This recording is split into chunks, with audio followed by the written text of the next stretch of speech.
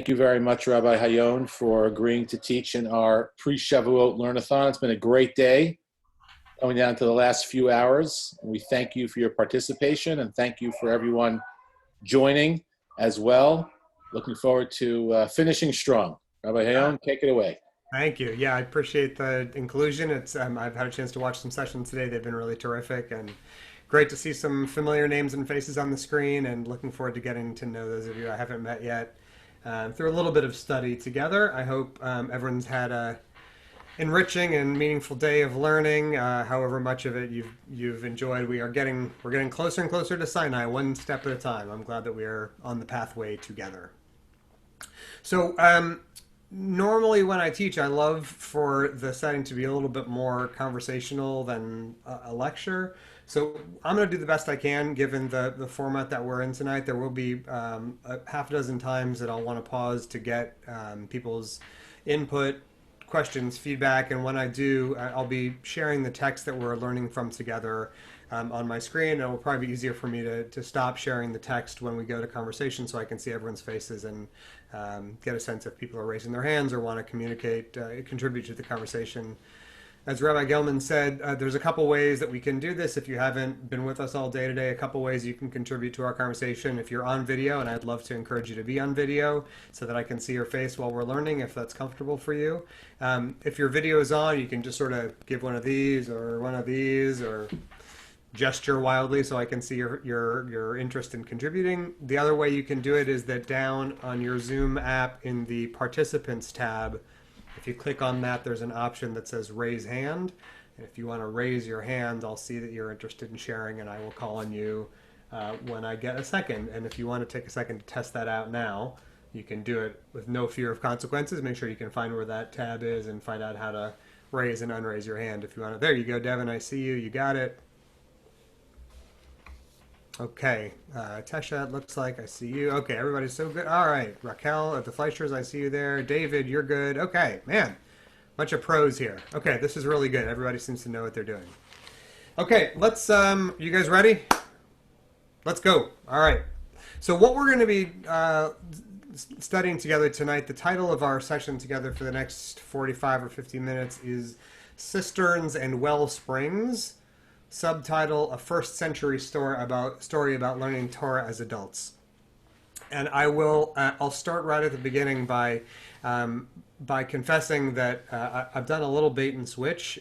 You will not be reading a first century story, because the story that we're going to be reading together is, well, in a sense, it's a first century story because it's about the first century.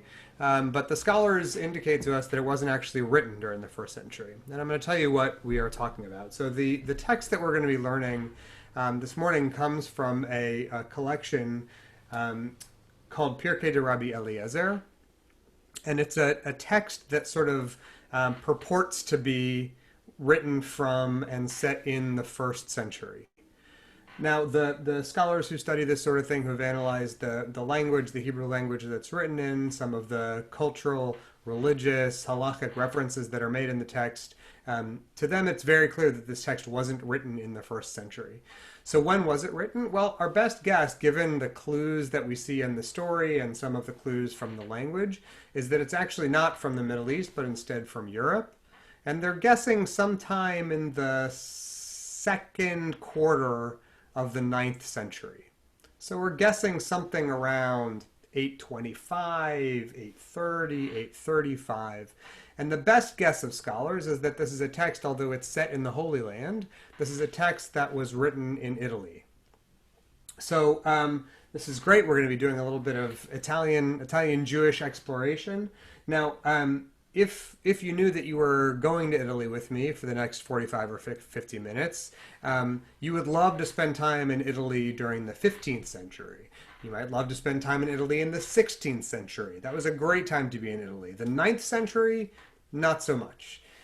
This is a time in history, it's sort of fallen out of favor to call any period of European history the Dark Ages. But if that term were still in vogue, you might use it to describe Italy in the 9th century. It was a tough time. Sicily fell. Charlemagne dies. There's civil war in both the north and the south. Rome is sacked partially by Arab invaders. It is a tough time, a dark time, a bleak time for Italy in the ninth century. So I want you to have all of that sort of in the back of your head when you're trying to while you're reading the story and trying to imagine what motivated its author who remains unknown and anonymous to us. Because what we're exploring together is a story written in the ninth century about the first century. And so we're going to get into the mind of the author a little bit and try to explore what he imagined about the first century that was important enough to him to write for his Italian audience in the ninth. And so now we're going to try a little technology and see if this is going to work for us. Here we go. Okay, can everybody see the screen? I hope that you can. Yes, one or two, a couple nods. Okay, good. So we're going to make our way through this text, and as promised, I'll unshare and open for comment when I'd love to get some feedback from you. All right, so Cisterns and Well-Springs, a first century story about learning Torah as adults. Here's the background to the story, some of which I shared with you. The story comes from the opening two chapters of Pirkei de Rabbi Eliezer, which we could translate something like the chapters of Rabbi Eliezer, the lessons, the stories of Rabbi Eliezer. What we're reading first together is sort of the origin story of this miraculous sage and teacher, Rabbi Eliezer. So, as I said there in the notes, this is probably a 9th century European collection of stories and legends and lore, and it's set in the 1st century. And here are some characters you're going to need to know as we make our way through the story.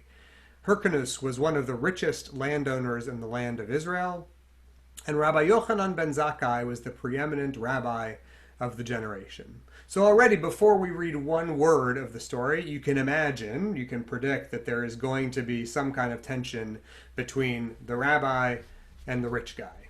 But let's go into it and we'll explore a little bit. This is the story of Rabbi Eliezer, the son of Hyrcanus. Now, before we get any farther, is there anything that we can learn from, that we can extrapolate from this character whose name is Hyrcanus? Anything we can guess based just on his name?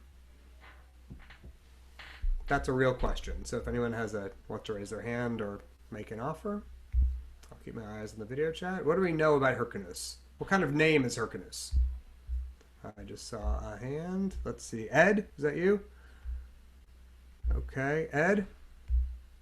I can unmute you maybe. Let me see if this is going to work. There you go. Yep. It's a Romanized name. Right. It's not what I would call a Hebrew name. Great. Thank you. Beautiful. Okay. So yes, Ed is absolutely correct. So when you see the name Hyrcanus already at the beginning, you should be drawing some conclusions about who this guy is. Is he Jewish? Yes, as we'll see. But the name that he gets in the story already gives us a clue about the cultural milieu that he lives and works in. And this is the story of his son, Rabbi Eliezer. Now, before we get into the story anymore, it's important for us to know that Eliezer, at this point where the story discovers him, is not yet Rabbi Eliezer. He's just Eliezer, Hyrcanus' son.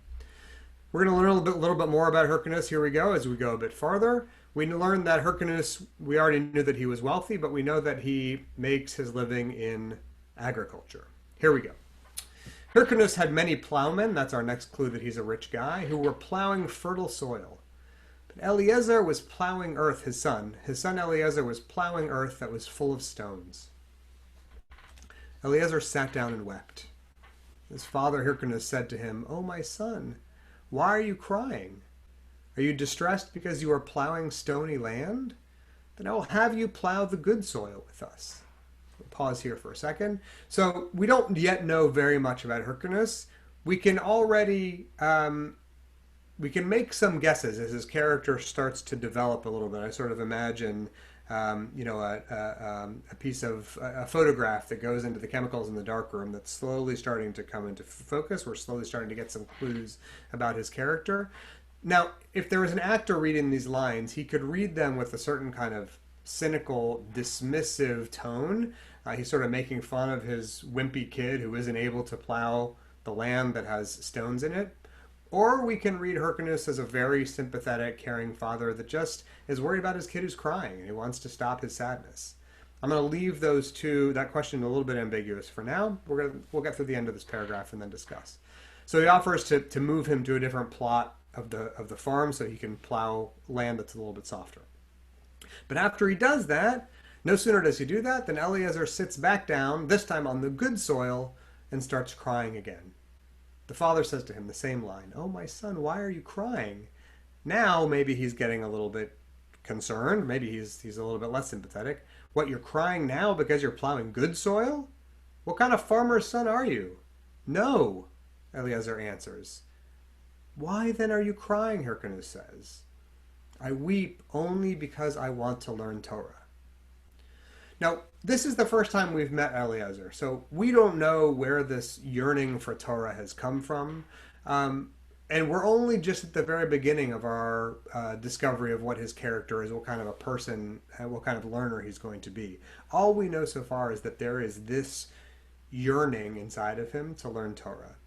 We can make some good educated guesses that because he's this rich landowner's son, we know that his name is Eliezer, and we already have a sense that this is that he doesn't have to explain much more that learning Torah is a thing that Jews do. So he's in a Jewish milieu. He was raised in a Jewish family, probably not terribly Jewishly connected. Maybe we can make all kinds of imaginative guesses. Maybe his father's disappointed in Eliezer because he isn't interested in being a farmer the way that his brothers are. But whatever the motivation is, he's got this yearning, this unfulfilled hunger to learn Torah. And he finally exposes himself and makes himself vulnerable to his father. "I weep only because I want to learn Torah." This, parents and grandparents in the room, this is not the way you respond when someone in your family exposes to you their innermost wish and desire. "You're 28 years old? You still want to learn Torah?" Hyrcanus says, "Go get married, have children, send them to school." Now, again, as we said before, we can read, I'm going to take a look at some more of your pictures now. We can read Hyrcanus's response in a couple of different ways. Either he's being cynical and dismissive. Maybe he's being a loving, caring parent. The actor playing this part could read that in a number of different ways. But in any case, it's clear that he's not in a hurry to fulfill Eliezer's request. You're a crummy farmer.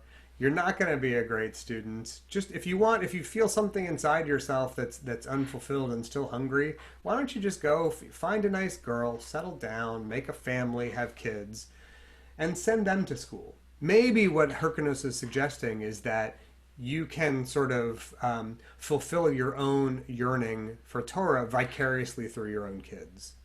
Now, some of us may have had that experience. Some of us have been blessed and fortunate enough to give our kids the things that we couldn't have when we were their age. And that for us is a great act of love, to give your kid access to Jewish education, to Jewish opportunities, to Jewish resources. Maybe the psychologists on the call can tell us that that's a way of us recapturing our own, childhood and healing the hurts that we had when we were kids. Or we can read it a little bit more charitably and say that one of the jobs of parenthood is to give our kids the things that we couldn't have and equip them with the tools we didn't have when we were younger.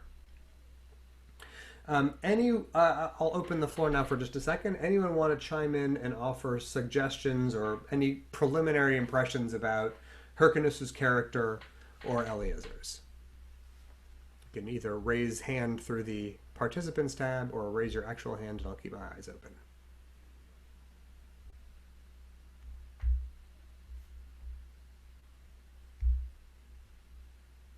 Freddie, let me see if I can unmute you. Okay, you're live. I'm live. I'm just confused. I'm sorry. I'm probably not answering your question. So he's 28 years old. This is the first time he's ever been able to say to his father, "Oh, by the way, I like this farming stuff, okay, but really I want to be a Torah scholar." Like, what does that say about the relationship between the two of them that it took him all this time to, come clean? So, it's a great question. Yeah, it makes us feel a little more sympathetic for him. I mean, if it really is this sort of great unfulfilled yearning that he's always had. I mean, 28 now it's young, but it's still the age of majority. This is an adult person, much more in the ancient world when the story was written, and certainly when it was set. That by the time you're 28, you should have a sense of your path in life. It's a great question. Really, really nice insight. Other thoughts about these two guys' character? One thing that I find interesting about the story already is that it touches on something that I'm especially excited about talking about as we get ready for Shavuot, when we're celebrating Torah in all of its forms and Jewish learning writ large. That there is, I think, and I'll editorialize a little bit now and say that one of the most dangerous misconceptions in Jewish communal life is the suggestion that learning Torah is for kids. That, Jewish learning is something you do in order to become a bar mitzvah. Jewish learning is something you do in order to gain basic literacy, and then you grow up and you do grown-up stuff. A lot of us on this call, myself included, have had some of the richest emotional, intellectual experiences of our lives learning Torah or returning to the Torah of our childhood when we were adults. All right, we're going to go back to the story. I'm going to make my little pictures of you a little bit smaller again so I can read. Okay, so this is the last word from Hyrcanus. Again, we can read it as charitably or as hostilely as we want. However we want to read it, Eliezer takes his dad's advice and he leaves. So Eliezer went up to Rabban Yochanan ben Zakkai in Jerusalem. So if you want to learn Torah and you live in the Holy Land, this is the place you go. I really enjoy golf. I think I'm going to go study with Tiger Woods. He is going to the giant of Torah in his day. He goes to Rabban Yochanan ben Zakkai's academy, gets to the great rabbi's hall, and he sits down and starts to cry again. So now the crying, to me, this is sort of the point in the story when Eliezer's character really touches the heart. He just can't stop crying because of how much he's longing for a life of Torah. He sits down and weeps. "Why are you weeping?" asked the rabbi. Notice, so far, the conversation is the same between Eliezer and his father and the rabbi. "Why are you weeping?" asked the rabbi. "Because I want to learn Torah," Eliezer said. Now, we might expect that the great rabbi is going to embrace this kid and bring him in and lead him to a joyful life of Torah, the end, and it's going to be great, but it doesn't quite happen that way. "Whose son are you?" asks the rabbi. But he didn't tell him. All right, pause here for a second. Why does Yochanan ben Zakkai want to know whose son Eliezer is? That is an actual question, not a rhetorical question. Why does the rabbi want to know whose son Eliezer is?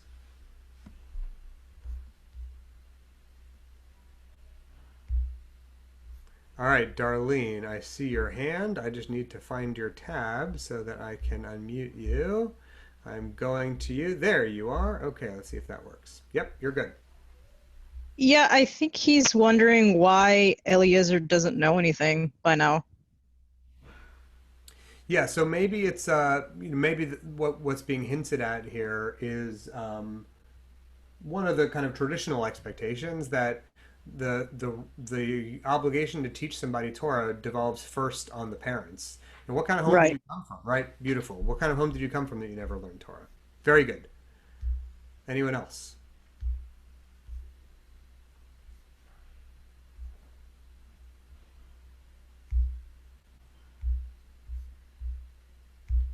I think I've ever been in a room with shy Jews before. This is amazing. Okay, so let's leave the question unanswered. The rabbi wants to know whose son he is. We don't maybe necessarily know why.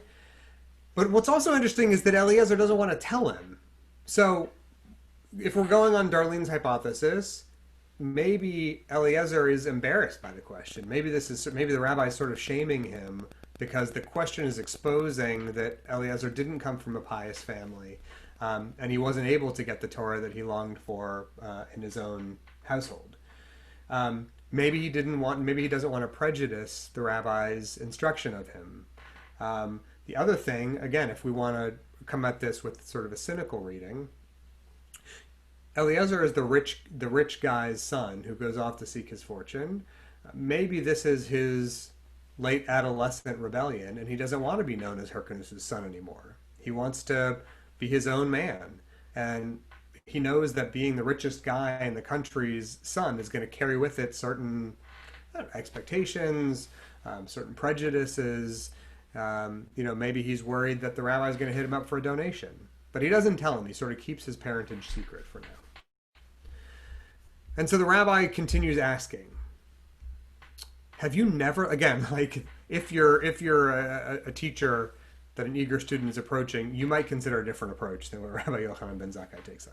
So he doesn't tell him whose son he is. Have you never learned to read the Shema, the Tefillah, the central prayers of the worship service? Have you not even learned how to say Birkat Hamazon? You don't know how to give thanks to God after you eat? I mean, these are, these are basic, this is basic, primary, rudimentary Jewish literacy. That a kid should know, we would imagine, a little kid should know how to do these things. A kid should know how to say the Shema. A kid should know how to give thanks for his food. This is a 28-year-old man who doesn't know how to do these things, the rabbi asked. Eliezer replied, ashamed, no. Now, here's the difference. So Rabbi Yochanan got up and taught him all three. So Rabbi Yochanan has now begun serving as a rabbi to Eliezer, but you'll notice that we don't know exactly what Eliezer was asking for, what he meant when he said, I want to learn Torah. We don't know if he meant that he wants to learn Jewish law, if he wants to learn the Bible stories. We don't know if he wants to learn ethics or personal character. He just says he's hungry for Torah. It's interesting that the rabbi starts to teach him these three rudiments of Jewish life. Here's how you say Shema. Here's how you say prayers. Here's how you give thanks for your food. Sort of breaking down Jewish spiritual life into its most primary building blocks. You need to build an exercise of gratitude. You need to build some familiarity with the rubrics of prayer. And you need to be able to say Shema Yisrael, which acknowledges the singularity of God and the unity of the Jewish people. So as far as his curriculum building goes, I'd say Rabbi Yochanan ben Zakkai is doing a pretty good job. He's building a great set of lessons for Judaism 101. Now, again with the crying. Again, Eliezer sat down and wept. Look at this. If you're not pitying this guy yet, you should be by now. Eliezer sits down and starts crying. He's learned Shema. He's learned Tefillah. He's learned Birkat Hamazon. Why are you weeping? The rabbi asked. Because, God bless him, because I want to learn Torah, Eliezer said, indicating, perhaps, that Shema and Tefillah and Birkat Hamazon are not enough. I want to learn Torah. So, Rabbi Yochanan taught him.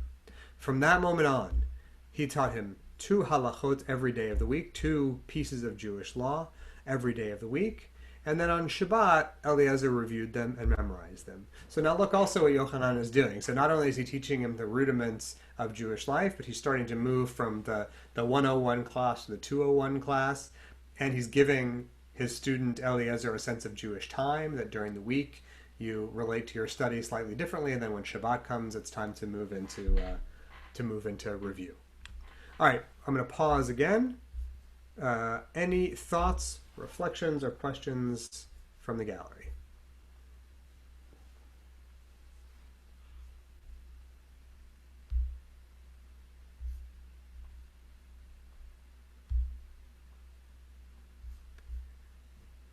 Okay, let me do. I'll do. Let's do it this way. I'll make it easy on you. I'll give you a yes/no question. Nod your head for yes if you like the character Eliezer. Is he a guy you like? Nod your head, shake your head for no. No, yeah. Oh, woo, okay. A couple of shakes, a couple nods. Split decision. Okay. This is great. So juicy. Okay. Andrea, I see your hand. I just got to find your square. This is like a terrible game of Hollywood Squares. Where are you? Okay, Andrea, I'm looking for you.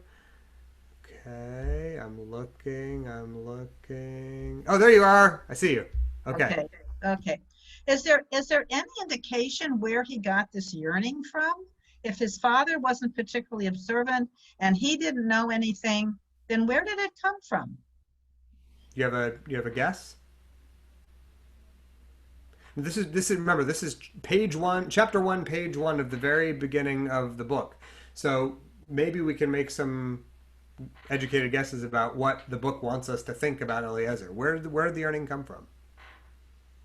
I don't know. I guess I would think that somewhere inside him, he just had this, he knew something and he had this desire to learn more for whatever reason. Yeah. That's all I could think of, because if it didn't come from outside, unless there was somebody he met who stimulated an interest, and it doesn't identify that, where was it from? So, and maybe they did something, maybe in their household they did something and it sparked curiosity. Yeah, it could be. It also fits pretty nicely with a lot of other kinds of stories about remarkable people, whether it's Luke Skywalker or Harry Potter. All those stories start with, from the time I was very young, I knew I was different. So maybe that's like part of what we're trying to get here, is that there's something remarkable and extraordinary about Eliezer that the story wants us to assume. Thank you. All right, Sherry, I see you.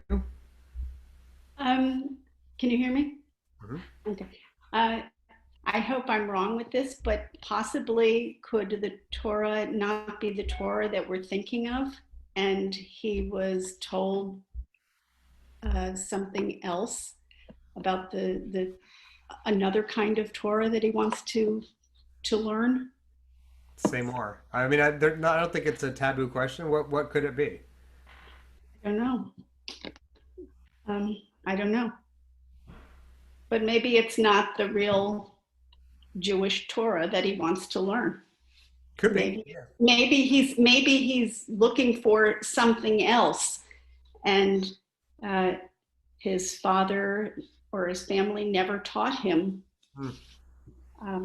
what that something else was, and he's calling it the Torah. Yeah, it could be. I don't think that's an audacious question. I think it certainly could be the case that he's certainly assigning some value or power to this thing that he doesn't have, which is also a pretty common experience. There's something that we don't have. That's the thing that we're going to wind up yearning for. Okay. Oh my gosh, it's 7:27. We got to move fast. You guys ready? All right. Buckle up. Here we go. We're moving quick. All right. So now, Rabbi Yochanan asked Eliezer again, "Whose son are you?" Eliezer takes a deep breath, swallows hard, and he says, "I am the son of Hyrcanus." "You are the son of one of the greatest men in the world, and you didn't tell me?" Now, let me pause to editorialize. From the beginning of the story, the text is set up to position Yochanan as the great hero of the story, the greatest man in the world, certainly in the Jewish world. So there's a really nice sort of ironic twist with the storytelling here that that Yochanan, the great rabbinic sage, calls Eliezer's abusive, neglectful, absent father one of the greatest men in the world. "And you didn't tell me? From this day forth I swear that you shall eat at my table." All right, I saw a hand up. Eliana. You don't look like an Eliana, but I'm going to call on you. That's my wife. It's her phone. Hyrcanus is a Hellenized name, and wasn't he one of the late Jewish kings around the time of the Roman takeover? Yeah, so exactly. So it's the same name. There's a whole bunch of Hyrcanuses. So there's you'll have to go back and check your Jewish encyclopedia. But yes, it is a common Hellenized Jewish name. I don't know if you were here at the beginning, but one of the things we pointed out is that it's not an accident that the character gets this name. That the story's setting up a clash between the it seems to me that the problem is that his father spent all of his time acquiring and managing the fortune instead of studying Torah. They say too much wealth robs you of your Torah study. Right. So already, so this is great. I'm so glad you brought that up. So thank you, Eliana. So what's happening now is that the story is setting up a tension that we could have seen coming a mile away. There's a tension between the rich guy that spurns Torah and the son who abandons his fortune to find a life of study and piety. But the story is even more clever and sort of surprising because it's going to subvert that a little bit later in the story. So hold on to that tension. We're going to keep cruising. Hope your seatbelts are still on. So from this day forth, I swear you shall eat at my table. In other words, I'm going to host you. You're not just going to be a student in my academy. I'm going to treat you like my own son. Meanwhile, back at the ranch, Eliezer's brothers, the plot thickens here. Eliezer's brothers, the Hyrcanus sons, said to their father, "Go up to Jerusalem and vow that you will disinherit Eliezer." So they're thinking, presumably, this guy's not working on the farm. He's not plowing like we are. He's off hanging out, in the library reading books. He doesn't deserve a share in the farm. So now, again, ratcheting up that tension between the rich landowner and the student who's given up his fortune. Go up to Jerusalem and vow that you will disinherit Eliezer. He went up to Jerusalem to disinherit him. So if you didn't have an uncharitable reading of Hyrcanus before this, this is a chance that this sort of shows us that that he may not be a nice guy after all. All it takes is one thing from his other sons, and he's on his way to go disinherit Eliezer. I don't need to enumerate all of the stories from the Torah that we've heard about what happens when a father chooses to favor one of his children over some of the others, but that's exactly what's happening in the Eliezer story. So he heads up to Jerusalem. He's ready to rewrite the will. And when he gets there, he finds on his arrival that Rabbi Yochanan ben Zakkai was celebrating a festival, and all of the noblest men in the province were eating at his table. So, again, now we're ready. Now that the conflict is coming between the wealthy, those who are wealthy in land, and those who are wealthy in Torah. Students of Yochanan ben Zakkai who were at the meal announced, "Here comes Rabbi Eliezer's father. Make some room for him." All right, now what has happened?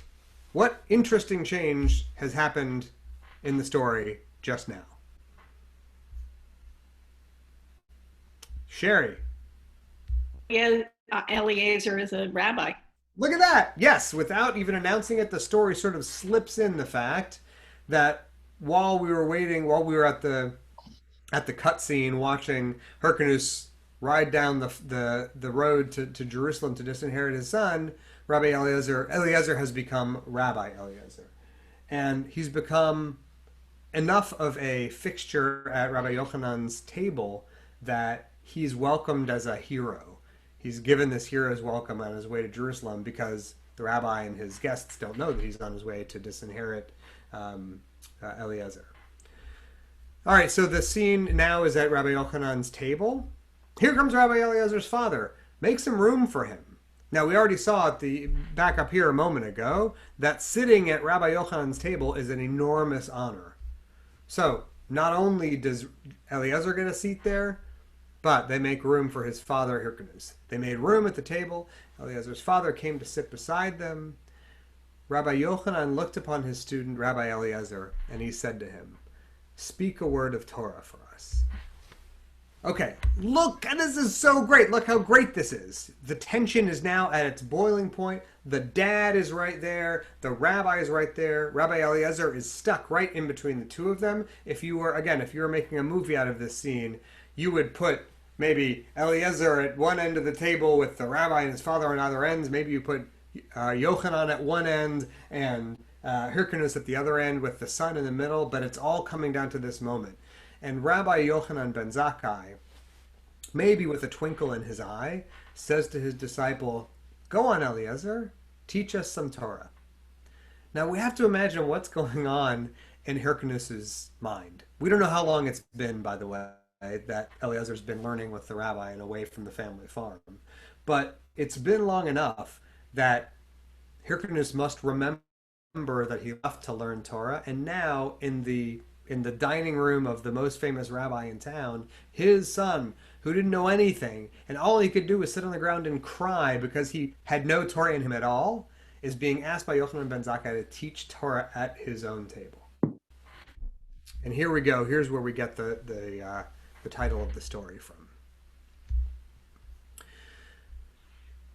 Eliezer responded, his voice shaking a little bit.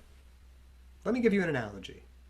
One may compare the situation to a cistern which gathers water, but is not able to produce more water than it has received. In the same way, I am not able to say more Torah than I have learned from you, Rabbi.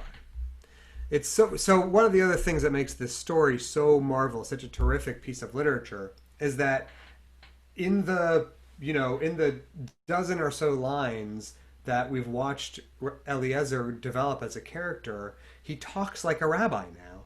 The author of this story, this 9th century author of the story, knows how to set a story in the first century and gives the characters lines that they would have said beautifully and thoughtfully. This is the way that rabbis speak in rabbinic literature. Let me give you an analogy. The situation may be compared to a cistern. A cistern, as you know, basically essentially a big, either a large container or a hole in the ground that collects water, usually rainwater. And so Eliezer, again, ever the tender, modest character, says, and maybe he's petrified because his dad is there, but he demurs. He says, listen, I'm just a student here. Any Torah that I contain is in me because you filled me up. Let's go a little bit farther and then we'll open for some input. Rabbi Yochanan said, let me give you an analogy. One might compare the situation not to a cistern, but to a wellspring, which flows and bubbles with water, and has the strength to produce more than it ever received. In the same way, you can speak even more Torah than Moses received at Sinai.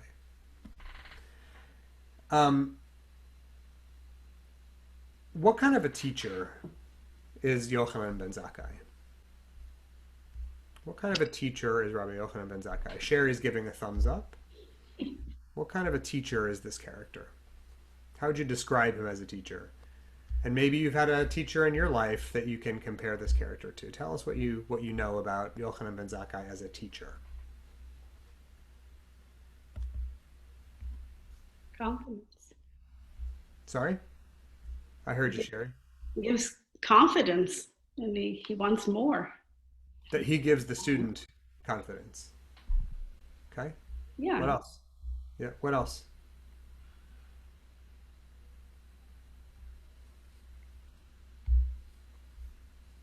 Gives him confidence and strength. I mean, exactly what it says, to produce more. He's giving him, he's handing him something, let's see what you know. You know more than you think you know. He's giving him a lot of confidence and showing him that he has strength to produce. Beautiful. That's Thank you. what I think. Great.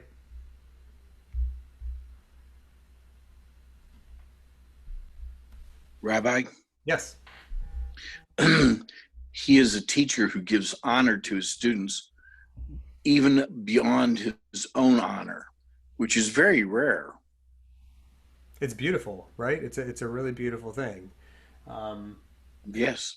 Yeah, I'd like for you to think just for a second. I won't ask you to share this with the group if you don't want to, but maybe think about in your lives what kinds of teachers you've had that have responded to you this way. Maybe it was a classroom teacher, maybe it was someone in a work environment, maybe someone in your family or in your neighborhood, someone who looked at you the way that we can imagine Yochanan ben Zakkai looking at his disciple and encouraging him to share. Tanya, I see your hand. I'm going to come find you in my Hollywood Squares and unmute you. Okay. I think it's a great contrast to the father who belittled his seek of knowledge and tried to diminish it. And here we have this person that's an amazing rabbi actually valuing and like somebody said before, just honoring that. And quite often as parents, that's what we have to do. Even if we think, we just have to honor the path of our children, even if it's not what we think should be their best path, or to anybody really, not just our children. Beautiful. Yeah, really, really beautiful. Thank you. Absolutely right. It's certainly, obviously Yochanan ben Zakkai was capable of sharing a little Torah before dinner, but the importance of that moment wasn't just that the guests at the table should get to hear a word of Torah. That what's most important to the teacher is the dignity of the learner. And I think we're also now just starting to see the way that this story talks to us about the power of what it feels like when we are learners as adults. It's a little different than when we're in school and we're learning things when we're kids, but there is this great sort of exhilarated feeling of our own capability in the way that sometimes you learn a thing and you know that your life is never going to be the same after you've learned that thing. Let's go a little bit farther. So the way that Yochanan describes Eliezer as a learner at first seems like ridiculous overkill. It seems like, crazy hyperbole. You don't every day just go around comparing a student to Moses at Sinai, let alone do you say, can you speak even more Torah than Moses did on Sinai? And so we get now to the conclusion of the story, which will bring us to the end of our time together. Rabbi Yochanan ben Zakkai says to Eliezer, let me not embarrass you. I will step away. Again, to Tanya's point, if we're comparing, you can sort of sketch out a sort of compared contrast image. On the one hand, you've got the rabbi and his disciples. On the other, the father and his sons. We already know that the father, Hyrcanus, isn't worried about embarrassing his son. In fact, he sometimes uses it as a way of motivating the kids. Yochanan ben Zakkai sees maybe that Eliezer is sensitive, and so he says, you know what, I've said what I'm gonna say. I've already told you how proud I am of you. I'm gonna step outside so that you can teach Torah at the table, knowing that there's a tradition that teaching Torah in the presence of your rabbi is a very delicate thing. So he says, I'm going to take myself outside. Rabbi Eliezer, you teach. Look at this beautiful scene. Rabbi Yochanan went outside. Rabbi Eliezer sat and taught Torah until his face shone like the sun, with beams of light radiating from his head, just as they had with our teacher Moses. No one could tell if it was day or night. What an extraordinary experience of learning and teaching. There may have been a time in your learning, in your educational background, where you just lost track of time. You just get caught up in the flow of learning and exploring and discovering that you totally lose track of time. That's what happens, we're told, when Eliezer teaches Torah. And then, after all of this, and during all of this amazing Torah, this is another great sort of very theatrical moment in the story. Rabbi Yochanan sneaks back in. He creeps from behind. Rabbi Yochanan came from behind him and kissed him on the head, kissed Eliezer on the head, saying, happy are you, Abraham, Isaac, and Jacob, that this one has come forth from your loins. Hyrcanus said, to whom do you refer in this way? Maybe unable to understand, maybe he wasn't even able to follow the Torah, maybe he's just so bewildered that his son, the failure that would never amount to anything, is being talked about as a person whose life would make the patriarchs proud, that all of Jewish history has led up to this point where Eliezer would be teaching Torah. Hyrcanus says, who are you talking about that way? Who are you describing as someone that should make Abraham and Isaac, Jacob happy that he was ever born? And the rabbi says, to Eliezer. And he doesn't stop there. He doesn't say to Rabbi Eliezer, but he says to Eliezer, your son. Look how important this is. Look at the tenderness and the love that the rabbi offers here. It's not only important that Eliezer get credit for being a great teacher, but he wants to give some credit and some kavod to Hyrcanus for having been the father of this great teacher, to try to maybe bring some reconciliation between the estranged parent and child. Hyrcanus says, now bringing the story full circle, here's what you should have said instead. Instead, you should have said, happy am I that this one has come from my loins. That is, Hyrcanus says, Rabbi, you should say that you are happy to have fathered this person, Eliezer. So a beautiful, beautiful sort of ending to the story. and a little bit curious. It's not. This, by the way, is the end of this story. The Pirkei Rabbi Eliezer continues with a little bit more of Eliezer's development as a teacher, but this is the end of the sort of father, son, student, rabbi story. So, in a way, it offers us a resolution to the tension we saw before between parents and children. Us sort of, maybe we wondered, has the rabbi now, in a sense, become the surrogate parent of Eliezer? But as I told you before, the story kind of subverts some of the expectations we might have, where the rich kid says goodbye to his parentage and instead embraces a life of Torah, instead of forming a sort of a sharp break between the family of origin and the family of Torah. What's beautiful about the story is that it sort of ties it up together in this really nice little bundle, that at the end, at last, Hyrcanus is able to be proud of his son. And he's able to sort of recognize how beautiful it is what his son has become, but he doesn't want to take all the credit. He recognizes, I think, and now I'm imagining a little bit, that Hyrcanus recognizes that he couldn't give his son what he needed. And so he offers this last line: "You should have said, Yochanan, how happy you are that you raised him. You gave him something I couldn't give him." So we're at 7:45, so I want to sort of draw things to a close. Just a few things for us to think about before I stop talking and open the floor to see if there's anyone that has any last thoughts. I told you at the beginning that the world that created this story is not accidental. This is a time when the Jews of Europe probably were quite uncertain about what the future was going to look like. They saw civil war, they saw empires rise and fall, they saw the growing influence of the papacy and the church in Italy in the 8th and 9th century. And they sort of were imagining back to this idealized time when what made Jews Jews and what made Jewish families strong was their affection for and their attachment to Jewish learning. And I think it offers a certain note of hope as well, that the ideal Jewish learner, at least in this story, isn't the child prodigy. We hear lots of stories about, kids who could read Gemara when they were 3 and became rabbis when they were 9. That's not this kind of story.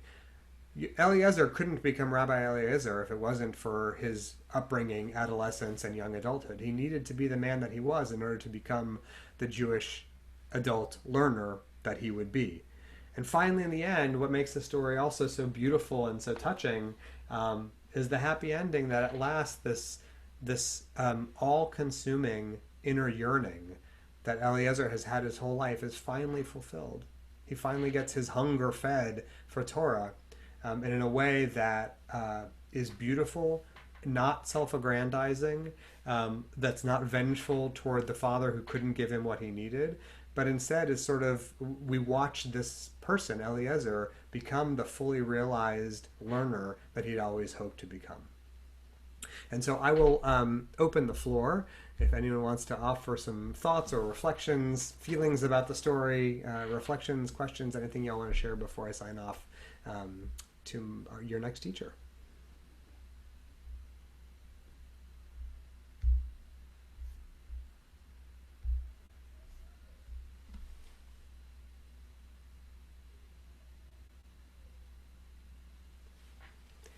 All right. Well, seeing none, I want to thank you for learning with me. It's great to see all of your faces. It's great to know that you're here doing this work of Jewish learning and exploration as we get ready for Sinai together, as we get ready to learn our own Torah and take ownership of our own piece of this heritage of ours of Torah and learning.